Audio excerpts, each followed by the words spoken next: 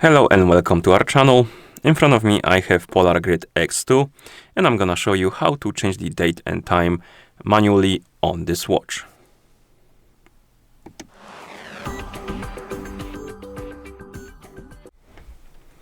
So if you want to change the date and time manually on your watch, there's one thing you need to be aware of. If your watch is paired with a phone, this won't work because even if you change the date and time settings, and the watch will sync with your phone and basically it will apply the time and date automatically. So if you want the date and time to stay the way you want it to be, like some different time and date than it is at the current time basically, you will need to disconnect your watch from a phone and then you can change it. And to do that, we need to wake up the screen by pressing button, then press the back button to open the menu.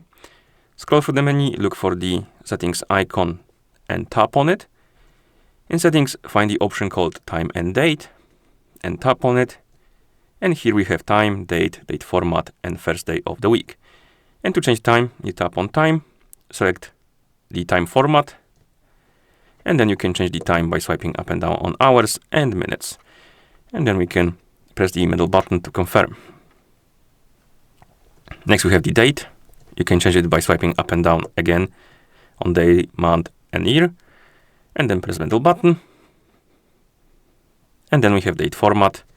You can select one of the formats. As you can see, there's quite a few. So select the one you like. And finally, the first day of the week. And we have Monday, Saturday and Sunday. So select the one you like by tapping on it. Okay. And once you're done customizing the settings to your liking, we can go back and the changes should be applied. As you can see, it is working. But if your watch